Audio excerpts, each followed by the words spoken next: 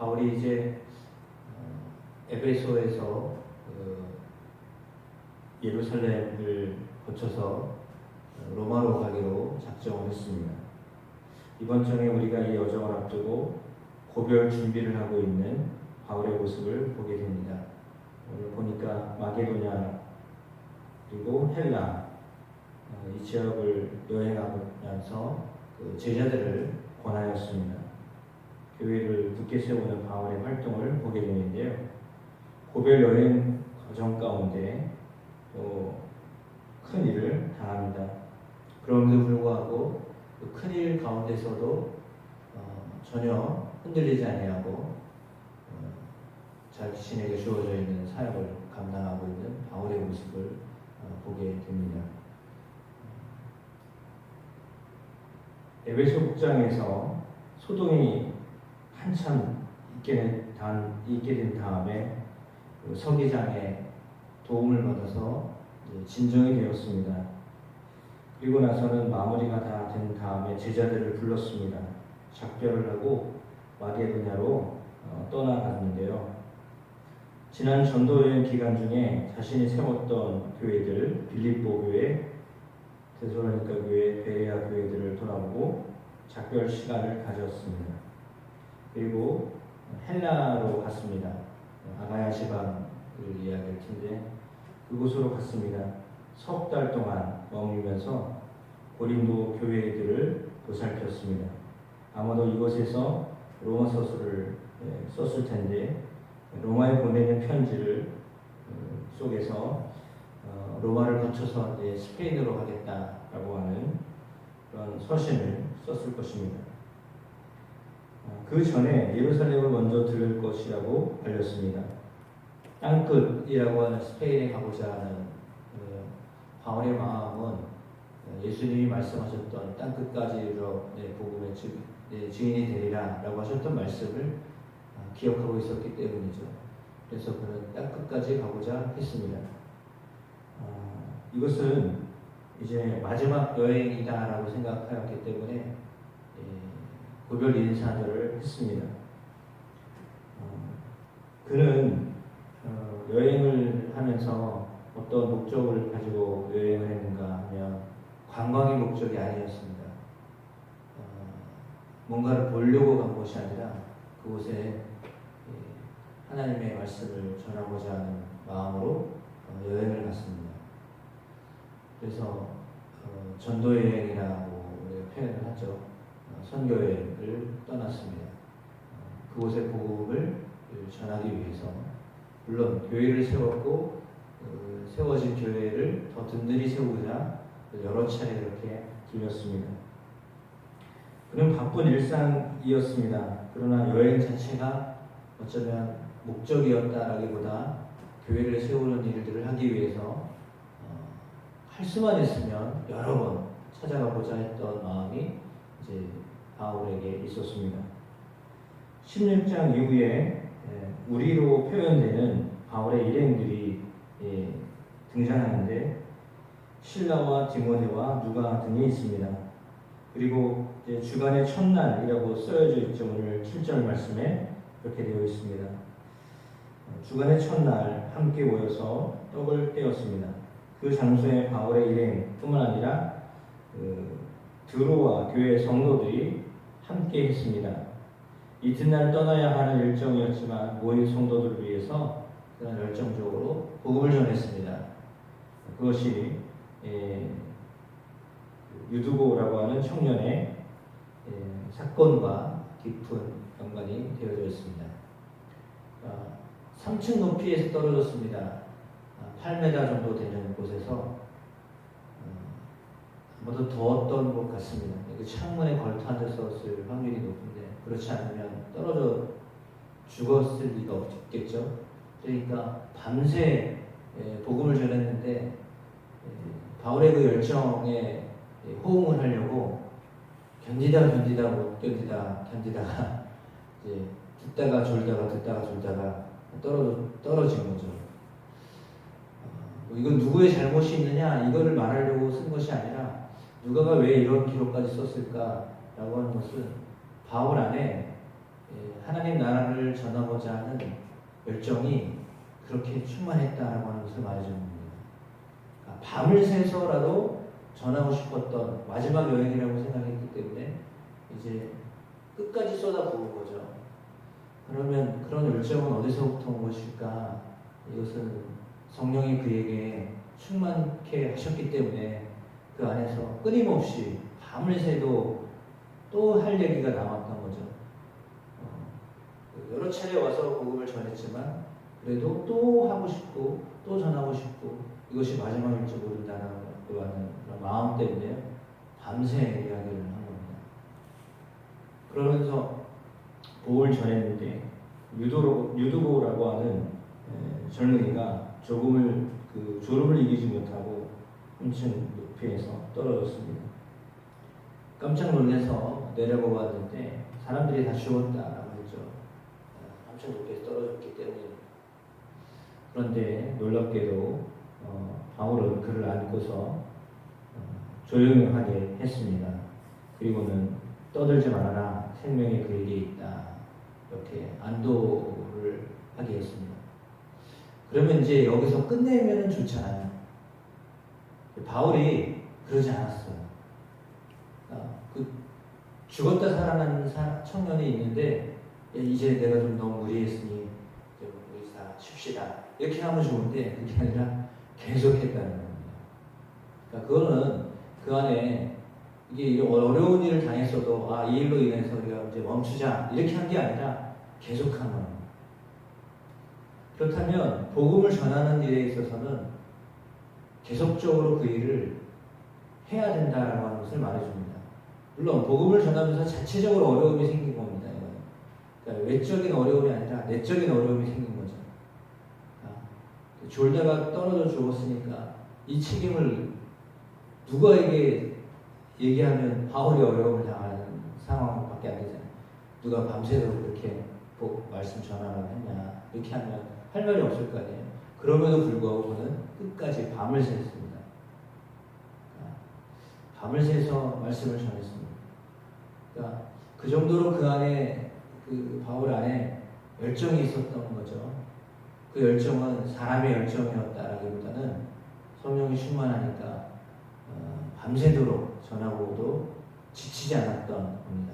더군다나 사람이 죽었다가 살아났는데도 멈추지 않고 그렇게 계속해서 복음을 전할 수밖에 없었던 거죠. 그것은 어떻게 보면 사람의 생각이었다라기보다는 하나님이 그런 마음을 그에게 주셨다라고 하는 것을 또 해석을 해야 되겠습니다. 그렇습니다. 예배를 드리다가 죽은 꼴이 됐습니다. 그러나 끝까지 포기하지 않는 바울의 모습을 봅니다. 마무리를 해야 되기 때문에 여기서 이렇게 중단하면 안 되겠다라고 생각했기 때문입니다. 사실은 우리가 예배를 드리다가 어떤 일이 벌어지면 그냥 정리하기가 쉬울 때 오늘 바울은 그렇게 하지 않았습니다. 끝까지 복음을 전하는데 마무리를 했습니다. 오늘 본문에 나와 있는 것처럼 올라가 떡을 떼어 먹고 오랫동안 곧 날이 새기까지 이야기하고 떠났다 이렇게 말합니다. 이 일로 인하여서 많은 사람들이 위로를 받았습니다. 누구나 다 떠나야 하는 순간이 있습니다. 그 순간까지 무엇을 할 것인가? 오늘 바울은 복음을 전하는 일을 했습니다. 복음은 누구에게 전해야 되느냐? 첫 번째는 나에게 전해야 됩니다. 왜냐하면 복음을 계속 들어야지 그 복음에서 떠나면 우리의 신앙이 퇴보되기가 쉽습니다. 아는 얘기니까 그게 아니라요. 복음은 계속 다시 들어야 돼요. 그러니까 개인적인 고백이라면 사실 설교를 저는 이렇게 해놓고 설교하고서 나서 또 한 번 듣거든요. 또 생각나면 또 들어요. 제 설교를 제가 또 들어요. 왜냐하면 제가 하면서 집중하지 못했을 수도 있고 그리고 또 생각하지 않는 말씀이 나올 수도 있거든요. 그래서 이제 원고 그냥 그대로 읽으면 그냥 그대로 그냥 뭐 다시 또 또 보지 않을 확률이 많지만 그게 아니라 원고를 해놓지만 또 전할 때는 또 원고를 안 보고 하기가 더 많기 때문에 그때마다 또 하나님 주시는 은혜가 있거든요. 그래서 다시 또 들어요. 그러면 그것은 왜 그렇게 듣냐면 내가 잘했냐 못했냐 이걸 들으려고 하는 게 아니라 하나님이 나를 통해서 무슨 말씀을 하셨는가 이걸 듣고 싶어서 그런 거예요. 그러니까 한 번 듣는 것으로 족하지 않고 또 듣는 이유는 내가 그 말씀을 들어야 하기 때문이에요. 그러니까 복음도 사실은 내가 아는 내용이야 그냥 아는 것으로 그치면 안 된다고 그랬잖아요. 복음은 아는 것이 아니라요 능력이 되어야 돼요. 그러니까 복음은 그냥 들어서 알았어 끝. 더 이상 나에게 능력이 되지 않아. 그러면 그거는 사실 복음의 능력을 믿는 게 아니죠. 왜냐하면 지금도 여전히 복음은 우리에게 능력을 주고 그것이 우리에게 구원을 줄 수 있기 때문입니다. 그러니까 예수님에 대한 이야기는 들으면 들을수록 질리는 게 아니라 들으면 들을수록 더 생명력이 있게 되는 거잖아요. 밥 먹는 게 지겹나요, 여러분? 운동하는 게 힘들어도 아유 힘드니까 그만둬야 돼. 이런가요? 일하면서 여러분 일하는 게 힘들어요. 그렇다고 일하는 게 힘들다고 해서 아유 힘드니까 이제 그만둬 쉬어. 이러나요? 그렇지 않죠. 왜죠? 계속하면 거기서 오는 유익이 있다는 것을 알기 때문이에요. 그러니까 힘들어도 일을 합니다. 힘들어도 직장을 다닙니다. 힘들어도 농사를 짓습니다. 힘들어도 밥을 먹습니다. 왜요? 그거 안 하면 거기서 오는 유익을 내가 누리지를 못하기 때문이죠. 그러면 사실은 말씀도 마찬가지입니다. 말씀을 계속 듣는 이유, 말씀을 계속 보는 이유, 그것은 똑같은 원리입니다. 아, 내가 알고 있었던 거야. 알면 뭐합니까? 아는 것이 내 능력이 안 되는데. 그러니까 당장은 힘이 안 되는 것 같고 당장은 뭔가 내게 유익이 없는 것 같아도 그러나 매일 밥을 먹듯이 어쩌면 매일 숨을 쉬듯이 그러면 어쩌면 매일 일하듯이 그런 반복적으로 계속 함으로 나에게 유익이 오는 거예요. 그러니까 복음을 듣는 것도 역시 마찬가지입니다. 그러니까 다른 사람에게 전해야 되는데 사실은 전하지 않기 때문에 전하지 않는다면 내가 나에게 전해야죠. 내가 다른 사람한테 복음을 전함으로 그 복음을 전할 때 내게 다시 능력이 주어지고 충전이 됐는데요. 그것이 안 된다면 내가 나한테 전해야 돼요.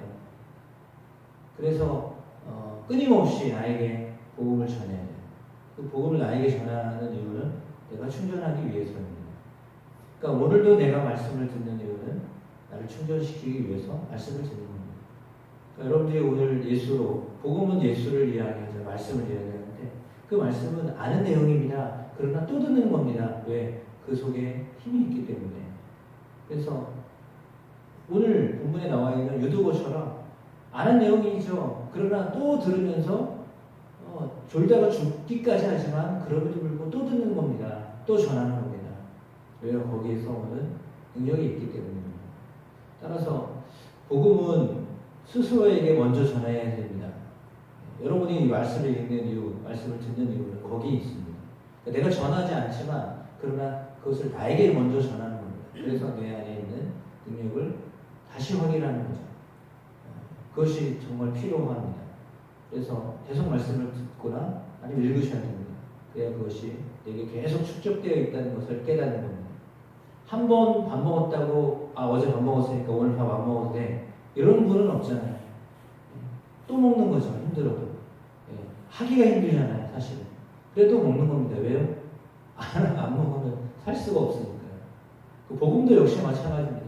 안 들으면 또다시 안 듣고 또다시 반복하지 않으면 그것을 내 안에서 충전되는 것을 경험할 수 없기 때문에 아무리 배터리가 잘 이렇게 좋은 배터리여도요 이틀, 2차, 3일 지나면 다시 충전을 시켜야 돼요.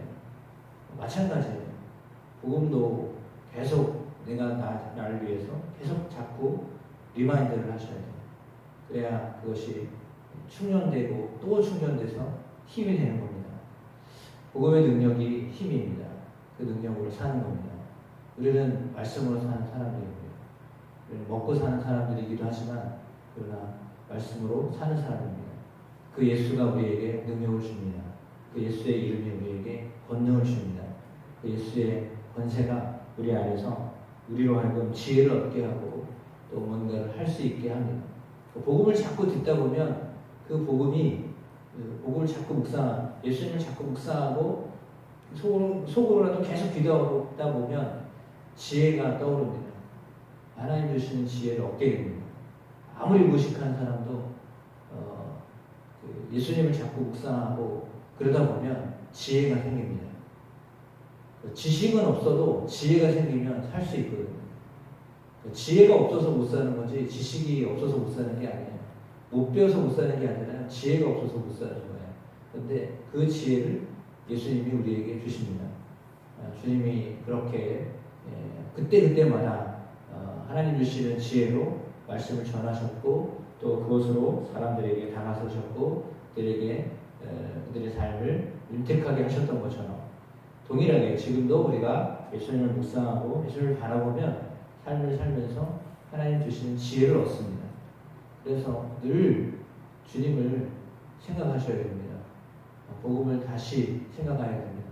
그러면 그 복음이 우리에게 어떻게 살아야 될지에 대한 부분들을 깨닫게 하십니다. 알게 하십니다. 그래서 상황을 대처할 수 있는 마음을 갖게 하십니다. 그것으로 삶은 은혜가 여러분 가운데 있게 되기를 축복합니다. 그래서 믿음으로 산다라고 하는 그것은 항상 기도한다는 것을 말합니다. 예수를 믿고 내가 예수님을 믿고 살죠. 예수님 믿어요. 그것은 예수님이 나와 함께 한다는 것을 믿는 거잖아요. 그건 어떤 상황에도 주님이 함께 하시는 겁니다. 유두고가 떨어져 죽었습니다. 그 순간도 주님이 함께 하셨던 겁니다. 어떤 불행이 와도 주님이 함께 하시는 것입니다. 그걸 놓치면 안 됩니다. 불행이 왔으니까 이제는 이게 아니다. 주님이 나를 버리셨네. 나를 떠나셨네. 그게 아니라요. 그 순간도 주님이 함께 하시는 것입니다. 어쩌면 그런데 매일이 불행합니다. 매일 밤이 무섭습니다. 내일이 안 왔으면 좋겠다. 이런 마음이 들 때도 있을 겁니다. 그날이 너무 힘들고 그런 분도 있을지도 모릅니다. 근데요, 그럼에도 불구하고 그 매일 밤, 그 어려운 밤도 주님이 함께 하시는 거예요. 그걸 믿어야 됩니다. 매일매일 살기가 힘듭니다. 차라리 오늘 끝냈으면 좋겠다. 이런 마음이 들 수도 있는데요. 그럼에도 불구하고 그 순간에도 하나님이 함께 하시는 거예요. 그걸 놓치지 마셔야 돼요. 불행 가운데도요, 하나님이 함께 하시는 거예요. 하나님은 늘 좋은 것만 주시는 하나님이 아니라요, 어려움 속에서도 함께 하시는 분이에요. 그래서 하나님이 더 좋은 분이에요. 우리에게 있는 어려움 가운데, 불행 가운데도 역사하시는 하나님이시기 때문이에요. 그날이 매일 반복되더라도 여전히 하나님은 우리와 함께 하시는 거예요. 그걸 믿는 거예요. 그 믿음으로 사시는 겁니다. 그리고 그 주님께 기도하면서 지혜를 구하는 겁니다. 어떻게 이 상황을 이길 수 있겠습니까? 견딜 수 있겠습니까? 오늘 여러분 그렇게 승리하는 삶을 살게 되시기를, 혹여나 우리에게 불행이 왔더라도 그 불행이 우리를 주저앉게 하는 것이 아니라 오히려 더 여전히 복음으로 살게 하는 은혜가 있게 되시기를 주님의 이름으로 축복합니다.